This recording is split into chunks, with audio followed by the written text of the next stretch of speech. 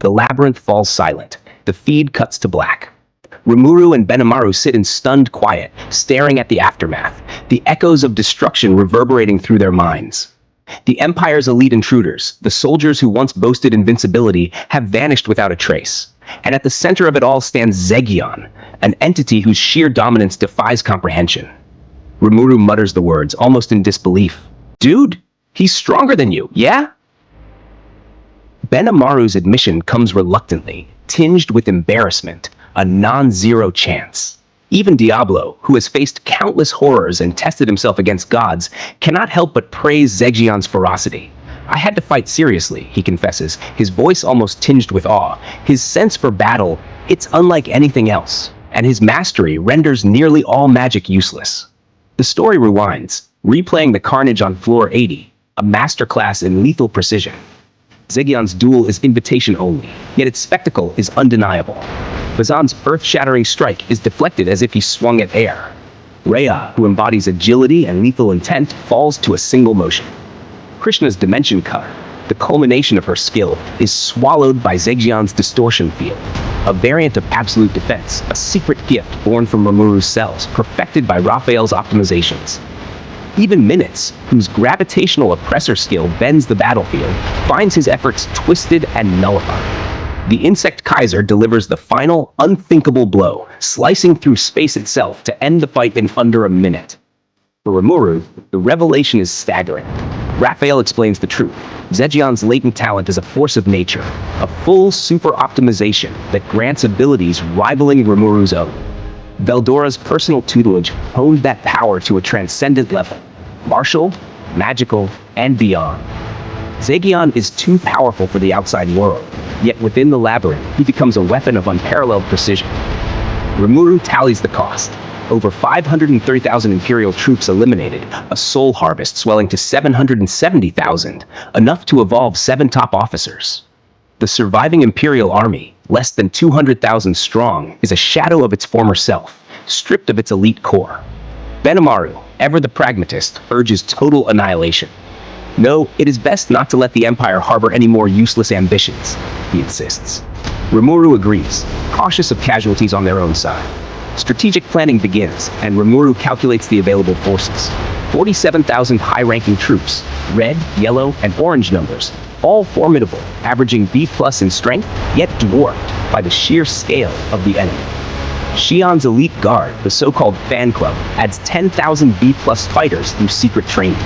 Despite this, Rimuru acknowledges the numerical disadvantage, understanding that creativity must become their weapon. The plan is simple in concept, but lethal in execution. Open with a devastating magical strike, sow disruption, then exploit the chaos.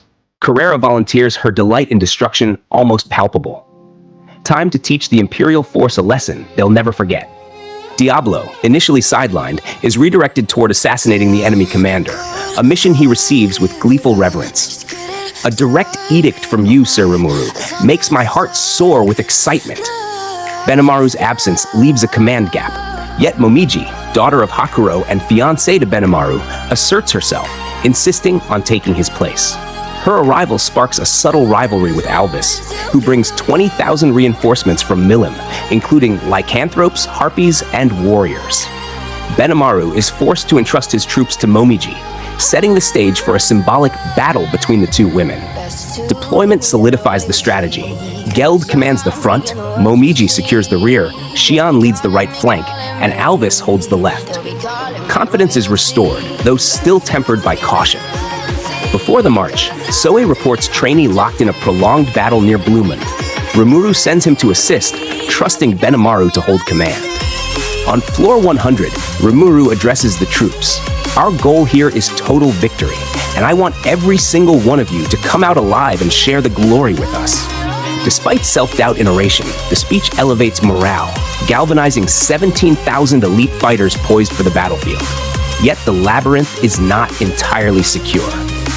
Rimuru moves with only Benimaru by his side, initially calm but subtly paranoid. Raphael reassures him of the dungeon's security, but unease lingers. That unease manifests violently when Masayuki arrives with Jinrai and Bernie, complaining about the chaos caused by Rimuru appointing him as an army leader. Humor masks tension until Bernie activates Holy Field, revealing himself as an enemy Imperial Guardian. Benimaru intercepts, engaging in a duel charged with lethal intent. The revelation escalates. Jiwu, another trusted ally, has massacred powerful overcomers and vanished, returning in a flash to attempt Rimuru's assassination. Chloe, now an adult masked hero, intervenes, signaling a high-stakes confrontation. Bernie and Jiwu are revealed as highly skilled Imperial assassins, their loyalty a facade. Masayuki's devastation is palpable. "Of course, I only protected you because that was my mission," Jiwu states flatly. Rimuru urges caution. Ultimate skills demand ultimate countermeasures. Chloe faces Jiwu with Yog-Sothoth, Lord of Time, in reserve, while Benimaru holds Bernie at bay. Rimuru observes, trusting Raphael to analyze enemy abilities for potential intervention. The clash unfolds as a study in precision and deception.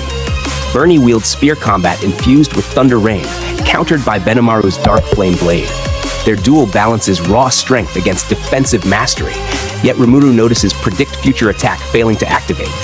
Raphael identifies interference, borrowed power obscuring outside perception. Chloe's duel with Jiwu becomes a cat-and-mouse struggle, her time-stop ability, Yog-Sothoth, slipping out of control, reverting her to child form, a costly error. The enemy mocks, unrelenting. Insight sparks a counterplan. Rimuru connects with Benimaru via Soul Corridor, granting absolute severance. Chloe uses Yog-Sothoth in a controlled burst. Benimaru shifts from defensive, static to aggressive, dynamic stance, slicing through Bernie in a breathtaking sequence, ending the duel within a minute. Simultaneously, Chloe halts Jiwu's assault, yet the victory is hollow. Raphael reports both remain alive, their resurrection bracelets concealed. Rimuru, Benimaru, and Chloe understand the stakes, gauging their foe's true strength, knowing a rematch is inevitable. With threats temporarily subdued, Rimuru and Benimaru return to the control center, expecting the final ground battle to conclude the war. Unexpected visitors arrive, Veldora and Ramirez, their worry thinly veiled beneath bluster. Soe brings Laplace, a slippery trickster, under custody.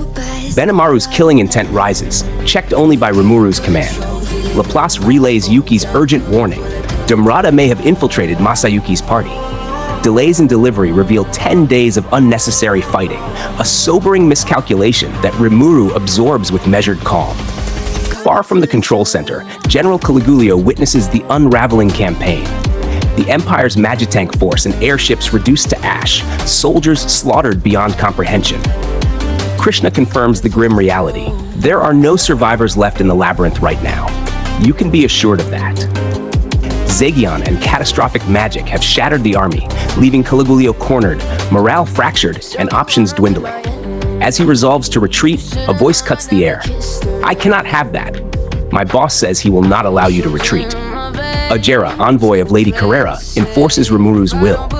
When an officer carelessly names Rimuru without honorifics, Ajera's blade flashes, leaving the man headless in an instant.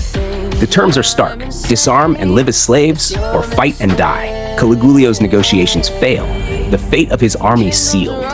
Bernie and Jiwu appear as living reminders of the labyrinth's horrors, confirming the Empire's strongest see the war as lost. The final battle begins. Geld fortifies the Second Corps, Momiji commands the Fourth, Xion leads her unit, and Alvis joins with reinforcements. Protected by Geld's skill, armored by Kurobe and Garm, sustained by the limitless supply from the gourmet stomach, the elite 17,000 hold an unbreakable line. Carrera, hovering above, tests the limits of destruction. The Imperial Army's first advance triggers her secret orders. Gravity collapse, a forbidden nuclear-scale magic, detonates, annihilating over 4/5 of the enemy. Ajera's warning echoes. It was no type of magic that should ever be used while standing atop a planet. Survivors, numbering 20,000, rush Geld's lines, met by Xion's Team Reborn, whose mortal fear drains morale and shatters resolve. Alvis and Zol's warrior alliance smashes into the Imperial right wing, their mindset resolute, honor and survival entwined. Momiji unveils Mystic Crimson Heaven, a crimson lotus draining life from the battlefield, testing the strongest, though none remain to resist. Tempest's commanders obliterate not just numbers, but the enemy's will, leaving a haunting testament. Mild-mannered masters pushed to their limit can exact terrifying retribution. Caligulio, clad in awakened god-class armor, believes himself invincible. Diablo, unimpressed, dismisses the illusion. You don't have the skill level required to handle that power. Even with the armor's awakening, mastery without understanding is hollow. Caligulio's final assault is met with effortless reaping. Diablo ends his life, a demonstration of skill, precision, and the unyielding truth that power alone cannot conquer mastery. The Imperial Army's ambition is erased, their pride dismantled, and the Labyrinth's defenders stand unchallenged, a quiet yet absolute testament to Rimuru's calculated, devastating might. In the aftermath, Tempest breathes amidst silence. 770,000 souls harvested, the Labyrinth secured, and the final lesson etched into history. True strength is not measured in numbers, nor in raw power, but in mastery, foresight, and the willingness to wield devastating potential without hesitation. The Imperial Invasion ends not with fanfare, but with the echoing quiet of annihilation, leaving survivors, enemies, and allies alike to reckon with the terrifying, absolute supremacy of Rimuru and his world. The Labyrinth is quiet again, but beneath that stillness, every soul knows, this is not the end. It is the beginning of a reckoning far beyond comprehension, where every decision, every duel, and every hidden skill will shape the fate of the world.